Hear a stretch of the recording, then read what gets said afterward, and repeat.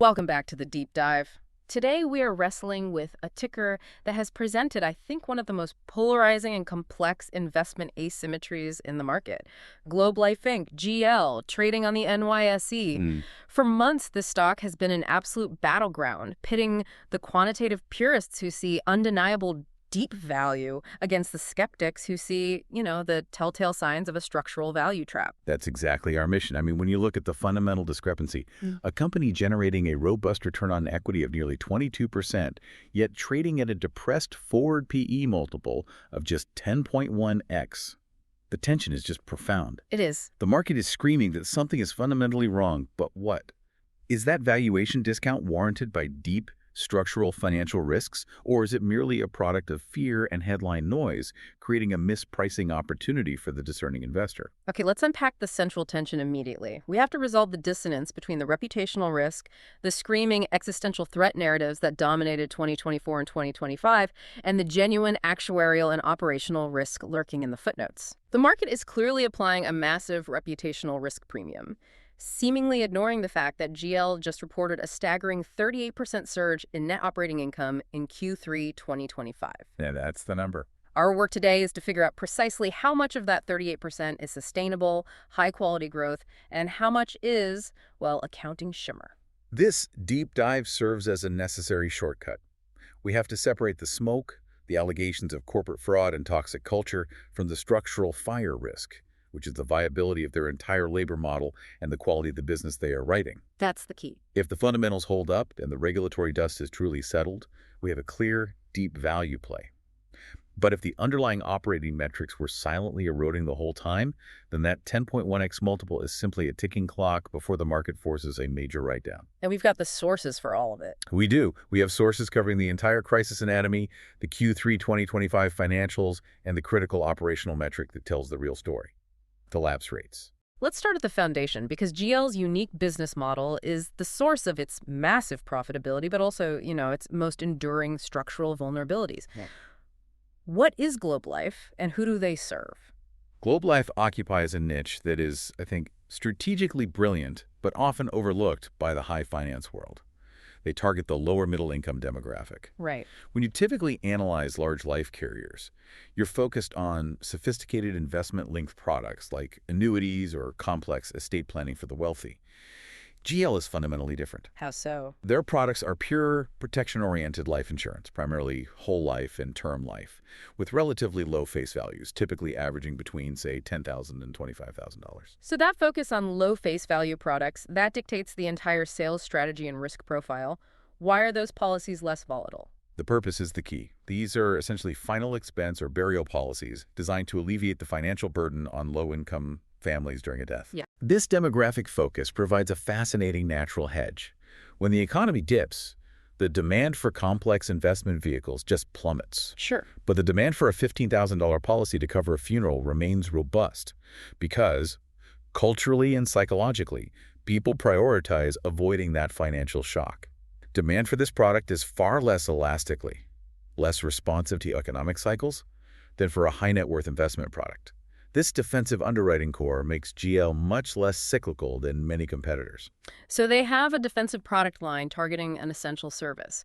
Now let's discuss the distribution engine, the mechanism that allows them to extract maximum economic value from those policies. The engine is the captive agency force, and this is where the true competitive barrier to entry, what we call the human moat, is built. The human moat. Unlike brokerage channels where independent agents sell a wide array of carriers, GL's agents sell exclusively Globe Life products, particularly within the American Income Life, or AL, division. Right. AL specializes in getting endorsements from labor unions, credit unions, that sort of thing. Exactly. They had over 17,500 agents in Q3 2025. And the company has an aggressive strategic goal to hit 28,000 agents by 2030. That scale of exclusive access is incredibly difficult and expensive for any competitor to replicate. And the profitability of this captive force hinges directly on the unit economics, which brings us to the most dangerous operational risk right at the start, the classification of those agents. Absolutely. GL's incredibly high underwriting margins are possible because they rely on a variable cost structure. Yeah. Almost universally, these 17,000 plus agents are classified as independent contractors or 199 workers. Okay. This structure allows GL to achieve massive cost arbitrage. They avoid paying the employer's share of payroll taxes, the employer match for Social Security and Medicare, state and federal unemployment insurance contributions, and crucially, the cost of employee benefits like health insurance and 401k matches. Wow. It transfers massive fixed costs from the corporation to the individual agent. So that transfer of fixed cost is what allows for the fat margins and the huge reported ROE. But if that classification is successfully challenged, the entire high-margin structure is destroyed. Precisely. That reliance on the independent contractor classification is the source of the most potent, existential, and unresolved regulatory risk the company faces, which we will drill into in detail later with the EEOC investigation. Let's pivot to the deep value thesis itself. Given this defensive product, the captive moat, and the variable cost structure, why is the stock trading like it's radioactive? Why the valuation dislocation? The market has priced in the worst-case scenario. GL currently trades at a forward PE of roughly 10.1x. 10.1. Now compare this to direct, often cited peers. Primerica, PRI, which operates a similar agent-driven model, trades at 12.0x, and Aflac, AFL, trades much higher, around 14.4x. This gap isn't trivial. GL is priced at a 16% discount to its closest comparable, PRI. So the bullish pitch is simply a re-rating trade. It is the essence of a re-rating trade. The core bull argument is quantitative. How can a company generating a 21.9% return on equity, a measure of efficiency and profitability that significantly outstrips the median financial firm trade at only 10 times forward earnings? It's a fair question. If GL simply re-rates to Primerica's multiple of 12x, you're looking at a 20% immediate return, purely from valuation normalization, assuming you believe the risk is fully off the table. So the deep value investor sees the 21.9% ROE and the 10x PE as mathematically incongruous, a massive mispricing created by noise. Exactly. But to own the stock, you have to believe that noise is truly gone. Okay, let's dissect the storm that created this disconnect. The crisis began in April 2024 with the Fuzzy Panda research allegations, which were structured to deliver maximum reputational and financial damage. Let's review the severity of those initial claims that caused the single-session 53% share collapse. The report was less about finding soft spots in the balance sheet and more about painting an image of corporate rot and systemic fraud. Fuzzy Panda, drawing heavily on accounts from former agents, specifically targeted the core AL division. Walk us through the four major pillars of their attack. Okay, first, the infamous tombstone policies. The allegation was that agents, under intense pressure to hit quotas and collect lucrative upfront commissions, were writing policies on deceased or entirely fictitious individuals. So the insurance equivalent of generating phantom sales volume. That's right. Second, they claimed widespread, unauthorized bank withdrawals agents, allegedly setting up or altering direct debit accounts to siphon funds from customer accounts to pay premiums on policies the customers never authorized or perhaps didn't even know they had. Which would keep the fraudulent policies on the books long enough for the agent to vest their commission. Precisely.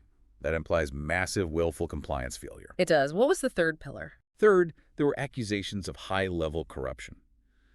A claimed $65 million kickback scheme involving senior executives and Excel testing, a vendor new recruits were supposedly required to use for pre-licensing certification. This suggested fraud extended far beyond the field agents and reached executive ranks. And the fourth was a reputational claim? And fourth, yes, the devastating reputational claim of a toxic culture, citing rampant, unchecked sexual harassment, drug use, and assault, suggesting a complete breakdown of internal governance and HR oversight. And Viceroy Research followed up later in 2024, shifting the focus from individual fraud to the structural economics of the American income life model itself. Viceroy's contribution was the deep structural critique. They characterized AIL as potentially operating like a multi-level marketing scheme or, well, a pyramid scheme. The argument wasn't that they weren't selling insurance, but that the economics were skewed. The divisor allegedly derived more profit from the ongoing recruitment of new agents who pay for their own leads, licensing, and training materials than from the actual underwriting profit of the policies sold to end consumers. So if recruitment is the true profit center, the model is inherently fragile and unethical. That's the argument. That analysis was given credence by the operational data suggesting physical decline. Precisely. Viceroy specifically highlighted the apparent closure or lifting for lease of major agency hubs, including the Arias and Giglioni-Ackerman agencies, which together reportedly accounted for a massive 40% of AIL's net sales volume in 2023. 40%. Wow. It suggested that the operational consequences of the reputational crisis, the inability to recruit and retain top producers, were manifesting in real-world closures, pointing toward potential systemic business deterioration. Here's where it gets really interesting, and this is the core catalyst for the bull case. The regulatory conclusions in mid-2025. This is the moment sophisticated investors mark as the de-risking event. This timeline is pivotal. The short thesis centered on the fear of a corporate death sentence, a massive, potentially balance sheet destroying fine or criminal indictment for systemic fraud. And that risk was taken off the table. That specific tail risk was largely removed. On July 25, 2025, the SEC investigation into financial reporting and securities fraud closed with no enforcement action recommended. 3 days later, the Department of Justice, the DOJ, which handles criminal liability, closed its investigation into sales practices and fraud with no enforcement action against GL or its AL subsidiary. So for the investor, what is the profound, concrete implication of the SEC and DOJ declining to act? It fundamentally validates GL's core financial reporting and removes the catastrophic liability. The distinction is vital for institutional money. It suggests that while there were likely instances of misconduct, bad actors within a massive dispersed network of 17,000 independent agents, the regulators did not find sufficient evidence to prove a centralized, corporate-directed scheme of fraud designed to deceive shareholders or customers. So the short seller's most extreme thesis, the collapse into insolvency via criminal liability, was dismantled by the federal government. It was. The stock deserved a major re-rate upon this news alone, as the corporate integrity risk was significantly lowered. But for the deeply skeptical investor, one who understands the high bar for criminal prosecution, doesn't no enforcement action simply mean the alleged misconduct didn't rise to the level of federal prosecution, rather than meaning the behavior was ethical or acceptable? That is the essential, sophisticated question that prevents the stock from returning to its pre-crisis multiple. The regulators cleared the crime risk, but they did not clear the governance or culture risk. The clearance provides a quantitative floor. The company won't die, but it doesn't assure qualitative quality. It simply means the company met the legal threshold, not the ethical one. This lingering skepticism is why the discount persists, even after the formal investigations concluded. And that brings us directly to the one massive, unresolved regulatory exception, the sword of Damocles still hanging over the cost structure. That is the Equal Employment Opportunity Commission, the EEOC investigation. Unlike the SEDOJ probes that looked backward at past fraud, the EEOC investigation looks forward at the structural viability of the labor model. And what did they find? In September 2024, the EEOC found reasonable cause to believe two key claims were true. First, the pervasive sexual harassment allegations, which validated the toxic culture claim. And second, and far more financially destructive, a misclassification of agents as independent contractors. So the clearance from the DOJ and SEC removed the threat of fraud-based ruin, but the EEOC finding poses the structural risk of labor model ruin. Exactly. And this risk remains fully unresolved and unquantified on the balance sheet. Let's transition from the regulatory drama, which created the valuation discount, to the financial numbers that are now attempting to close that discount. Q3 2025 earnings were, on the surface, a blowout, featuring a reported net operating income surge of 38% year-over-year to $4.81 per diluted share. A huge number. This is the headline number the bulls are hanging their hats on. And this is precisely where the sophisticated investor stops and asks the most important question. What is the source of the 38% surge? Right. A 38% spike in a multi-billion-dollar mature life insurance company is almost unheard of in organic growth. If the growth isn't organic, the quality of the earnings is immediately suspect. So was this an explosive organic sales rebound following the regulatory clearance, or was it something else? It was overwhelmingly something else.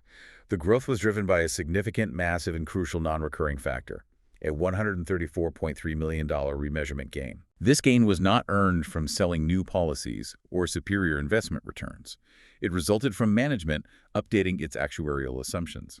Let's break down that actuarial adjustment for the listener. How does a modeling change generate over $134 million in immediate income? In simple terms, insurance companies are required to hold reserves against future liabilities, the money they expect to pay out when policyholders eventually die. Sure. These reserves are based on sophisticated mortality tables and assumptions about life expectancy. The $134.3 million gain occurred because GL's actuaries, after reviewing fresh data, determined that policyholders were generally living longer, and policies were persisting longer than they had previously modeled. So if people are living longer, the company needs to hold less cash in reserve today. That's it. When they lower those reserve assumptions, the excess cash held against the old, more conservative assumption is immediately released back into current period income. That's why the market treats this growth as lower quality. It's a one-time benefit derived from a shift in model input, not a structural increase in core profitability. Exactly. It raises concerns about aggressive accounting or, at the very least, reserve management. Management has significant latitude in choosing when and how frequently to update these assumptions. And doing so when the company is facing intense scrutiny and needs a major earnings beat to quiet the skeptics is certainly opportune. It's very opportune. While technically compliant, it tells us the 38% year-over-year surge is an anomaly. Future comparisons will be significantly slower unless they find another large pocket of reserves to release. So if we strip out that massive non-recurring gain, what does the underlying organic revenue stability look like? It'd look exactly like what you would expect from a mature insurer navigating headwinds modest and stable. Total premium revenue grew 5% year-over-year to $1.23 billion. 5%. That 5% is the true organic top-line measure, a world away from the 38% earnings headline. Then the life insurance segment premiums grew only 3%. That minimal growth highlights the struggle. While the AIL and Liberty National divisions showed some rebound, that progress was largely offset by flatness in the direct-to-consumer or DTC segment. Which is highly sensitive to online marketing costs and competition. Absolutely. The health segment was the stronger performer, correct? Yes. The supplemental health and Medicare segment was the growth leader, achieving 9% year-over-year growth.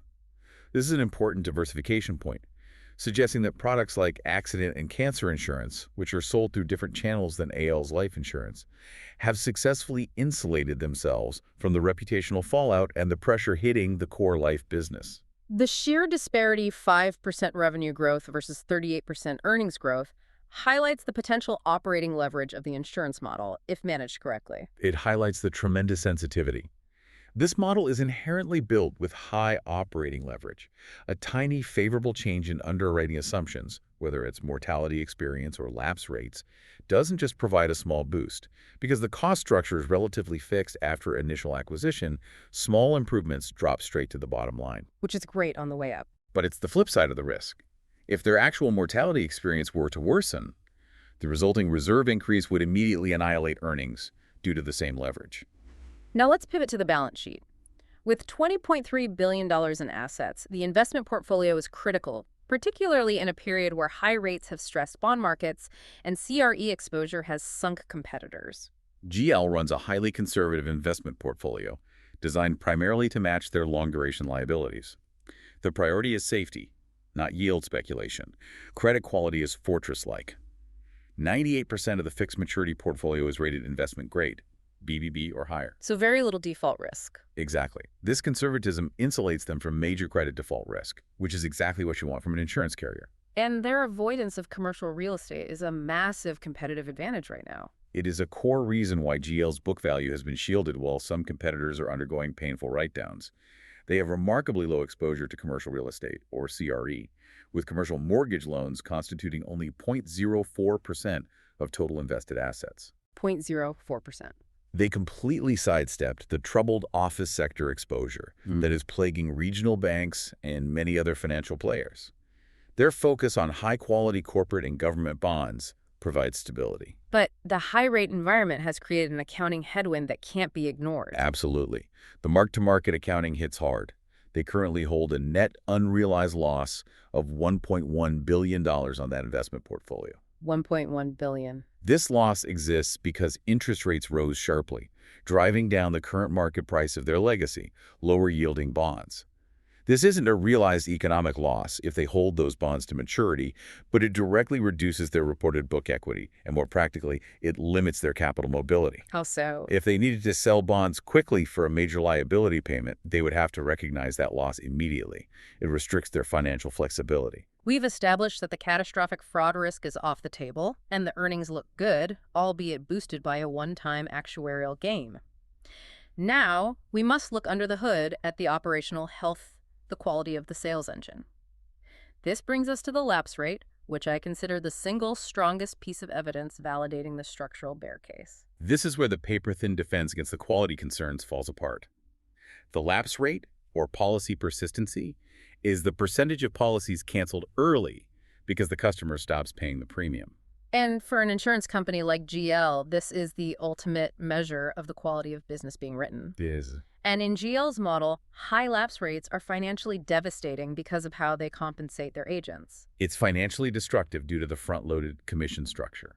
GL pays agents a massive upfront commission, often 75% to 100% of the first year's premium, which is immediately capitalized on the balance sheet as a deferred acquisition cost, or DAC. If that customer lapses the policy in month 3, GL is immediately forced to write off that capitalized commission expense, amortizing the DC, because the future premium stream, which was supposed to pay back that commission expense, is gone. The company eats the loss of the commission and the sunk cost of acquisition? It's a direct hit. So an early lapse isn't just lost revenue, it's an immediate, recognized loss that directly impacts future earnings quality. It's a negative feedback loop then. Completely. It forces more aggressive DT amortization, lowering margins, and demonstrating that the company is booking low-quality sales that should never have been made. Let's look at the specific data points in the American Income Life Division, AL, which is the company's profit engine. The trend is concerning. AL's first-year lapse rate, the most sensitive indicator of new business quality, jumped from 9.60% in Q1 2024 to 10.48% in Q1 2025. An 88 basis point increase. That is an 88 basis point increase, and while it might sound small in actuarial terms, it signifies a major shift toward lower persistency business. The direct-to-consumer channel, which naturally has high churn, also saw a concerning rise to 15.48%. So what happens if AL breaches that 11% or 12% mark? If the AL lapse rate hits 11% or 12%, the bear case is confirmed. It suggests that the structural erosion is accelerating. Meaning what? It implies that the aggressive sales tactics, which the short sellers alleged, or simply the economic pressure on their target demographic, are forcing unsustainable sales. At that point, the market will realize that the company is sacrificing underwriting quality for volume, and will be forced to increase its amortization of DA, leading to lower reported profits regardless of how good the headline premium growth looks. So we need to watch this metric more than any other in the upcoming filings. More than any other. You've connected this to the macroeconomic headwinds already. Inflation disproportionately hitting GL's lower middle income customer base. They are choosing to cut the insurance premium to pay for essentials. Exactly. The low-income families GL relies on are often living paycheck to paycheck. When food costs, rent, or gas prices spike, the $50 or $100 monthly life insurance premium is viewed as discretionary and is the first thing cut. This isn't necessarily fraud, but rather macro stress leading to structural business degradation. And the lapse rate is the objective measure of this macroeconomic pain point hitting GL's business model directly. It is. We also need to assess the health of the human moat under this reputational pressure. Are agents leaving, and are they less productive? Yes. The structural integrity of AL depends on continuously recruiting new agents to offset natural attrition. But following the crisis, agent count growth at AL slowed significantly to just 2% growth in Q3 2025. Only 2%? And compounding this, net life sales at AL were flat year over year. This is a double negative. If the toxic culture and pyramid scheme narratives create meaningful reputational headwinds, recruitment stalls. You not only lose your pipeline of new agents, but the retained agents are less productive, meaning the company has to spend more and more capital to generate flat sales volume. This deceleration suggests the high growth phase of the AIL engine might be over, unless they can fundamentally repair the brand reputation. Now we arrive at the most difficult signal for the market to reconcile the cognitive dissonance in governance. We have a management team proclaiming through massive corporate action that the stock is severely cheap, yet they are simultaneously behaving as if the stock is fully valued through their personal selling. It's a huge contradiction. Let's dissect the aggressive buyback program first. Management's capital allocation strategy is textbook. If the market prices the stock at 10 times earnings and you believe it should trade at 12 times, the best return on capital is buying your own stock. Makes sense. And GL is executing an incredibly aggressive capital return program, prioritizing share count reduction.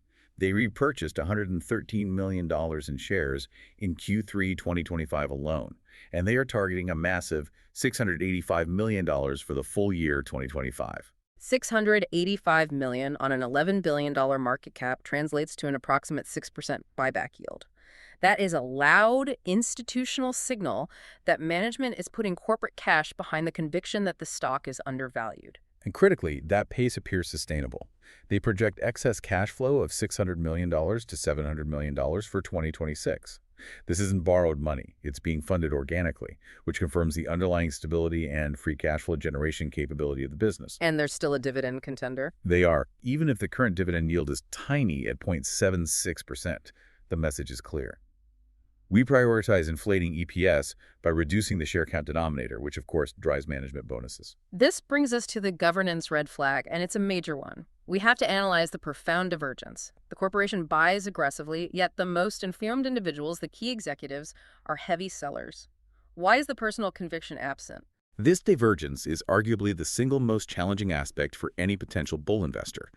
If the stock is genuinely trading at a 16% discount to peers and the existential risk, the DOJ SEC risk, was removed in July 2025, why wouldn't the co-CEOs and the CFO be leveraging up their personal capital to buy the stock aggressively? They know the true financials better than anyone. Better than anyone. Let's review the scale and timing of the insider selling, specifically in 2025 following the regulatory clearances. The data is stark and public. Co-CEO Frank Svoboda executed multiple sales throughout the year, including 9,379 shares in December 2025, valued around $1.3 million, and 12,500 shares in July 2025, just after the DOJ clearance. His total sales are huge. Approaching $19 million since 2021. Then you have the CFO, Thomas Kalmbach, who sold 28,952 shares for about $4 million in July 2025. The critical point is the timing. Selling heavily during the period of maximum uncertainty in stock recovery. And you noted that there have been 0 open market purchases by insiders in the last 12 months. 0. That lack of personal investment speaks volumes.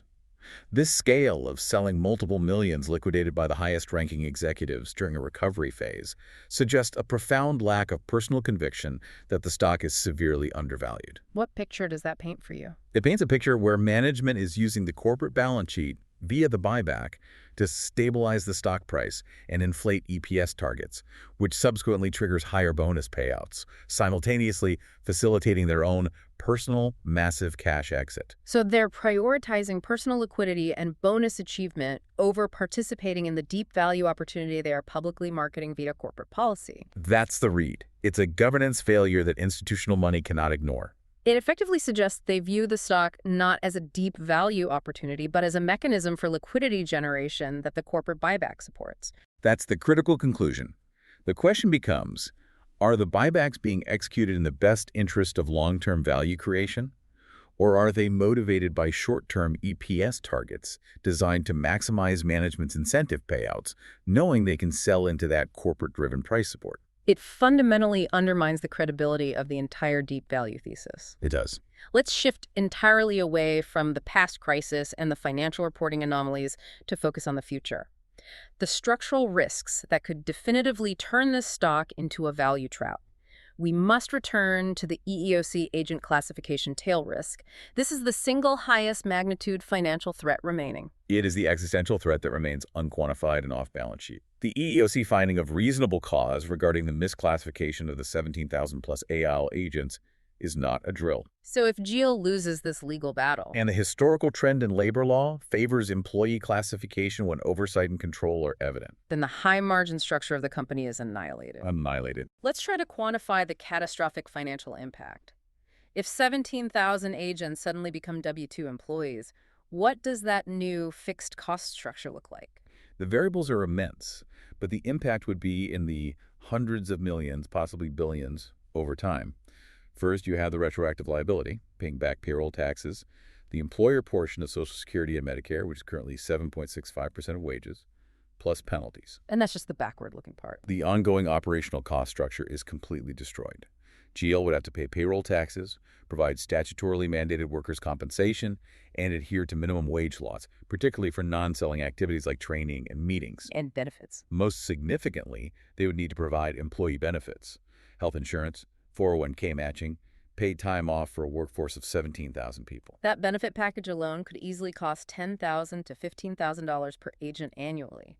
Multiplying that by 17,000 agents puts the annual new fixed cost burden well over $200 million, potentially pushing GL's operating margin from 20% down towards single digits overnight. That is the structural physics change. It fundamentally breaks the unit economics of the human moat. That high margin profile, the 21.9% ROE, is built on the arbitrage of variable labor costs. If that labor becomes a fixed W-2 expense, the entire premise of the high-margin captive distribution model evaporates. And the lack of a current reserve or detailed plan to mitigate this is a major concern. A huge concern. Beyond the regulatory environment, the macroeconomic environment, which helped their portfolio yield, is now turning into a structural headwind for net investment income. That's the yield compression risk, exacerbated by the Fed's pivot. GL benefited greatly from the high-rate environment, locking in a strong 5.26% portfolio yield. Right. However, with the Federal Reserve already signaling the first 25 basis point rate cut in December 2025 and projections for more cuts throughout 2026, the scenario reverses.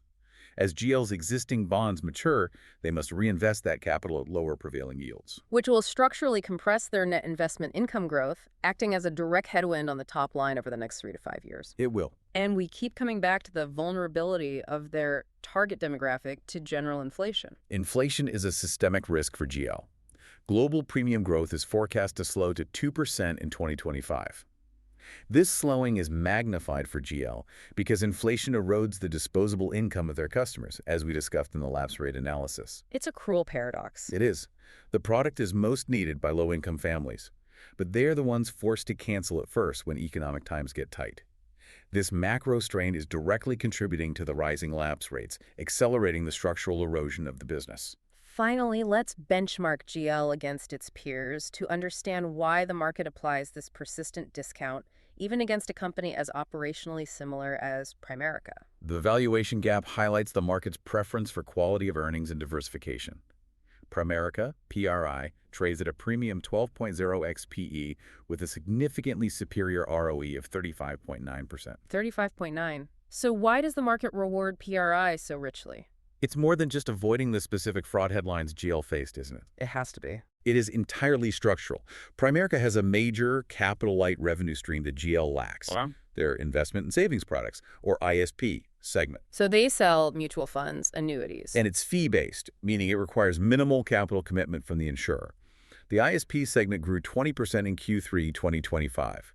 The market rewards this revenue diversification, a mix of capital-heavy underwriting and capital-light fee generation, with a much higher multiple because the revenue is higher quality and less sensitive to mortality shifts. And Aflac, trading at the highest multiple of 14.4x PE, represents the market's appetite for safety. Aflac is the benchmark for safety in this space. It's an internationally diversified behemoth, dominating the Japanese cancer insurance market, possessing a fortress balance sheet, and offering a much higher, more reliable dividend yield of 2.15%. So GL is clearly the higher beta turnaround play. No question. The market discount reflects the explicit acknowledgement that GL carries severe quantifiable risks, the EOC, the lapse rates, the governance, that PRI and AFL have largely avoided. The 10.1x multiple is the cost of admission to that high-risk, high-reward proposition. So what does this all mean for the highly experienced investor? We have analyzed a truly complex asymmetry. We have an undeniable quantitative deep value case, 10x earnings, a 21.9% ROE, and the removal of the most severe corporate death penalty risk by the DOJ and SEC. A strong quantitative floor.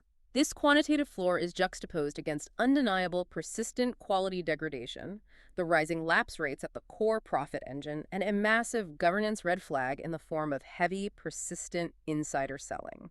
The verdict here is less a recommendation and more a mandate for self-reflection regarding risk tolerance and investment philosophy. For the deep value investor, one who focuses purely on the quantitative discount to projected free cash flow and sees the regulatory clearance as the ultimate de-risking event. GL is a BUY. The discount is simply too large given the regulatory clearance and the projected $600 million to $700 million in sustainable free cash flow generation. The market is pricing GL as if the business model is structurally broken and earnings are collapsing, but the financials show a highly profitable, if slightly bruised, cash cow. You're buying a 22% ROE company for 10 times earnings. That mathematical arbitrage is compelling enough to overcome the qualitative risks. Conversely, for the quality or growth investor who emphasizes clean earnings, structural integrity, and impeccable governance, GL is a hold or avoid. The structural risk of the EEOC agent classification issue alone, which threatens to wipe out the variable cost model and the attendant high margins, makes the quality of earnings highly questionable compared to peers like Primerica. and the insider selling. Furthermore, the insider selling is a profound measurable signal of management's lack of personal conviction in the stock's undervaluation. Why buy management stock when management themselves are aggressively selling it? To wrap up, what is the key variable that our listener must be monitoring in the upcoming Q4 2025 and Q1 2026 filings, the metric that truly dictates the direction of this complex stock? The single most important variable is the American Income Life AIL first-year lapse rate. We saw it hit 10.48%. If that rate breaches the 11% or 12% mark and stays there, it will confirm the accelerating structural erosion of the business model. So it validates the bear case. It validates the bear case that they are sacrificing underwriting quality for volume, and it will force major DAC write-downs, which will compress the margins the market relies on. That metric will define whether the PE multiple should stay at 10x or fall further. This brings us to the final provocative thought for you to explore as you process this data. Given the multi-million-dollar insider selling that has occurred concurrently with the massive corporate share buyback program throughout 2025, you must determine whose motivations are truly driving the stock price and the share count reduction. The management team's personal cash needs tied to their bonus incentives, or the objective fiduciary belief that the stock is fundamentally undervalued. The answer to that governance question dictates the long-term credibility of the entire deep value thesis. That decision determines whether this is a shrewd investment or an avoidable trap. A truly complex and necessary deep dive into Globe Life Inc. Thank you for walking us through this high-stakes maze. My pleasure. We'll catch you next time on The Deep Dive.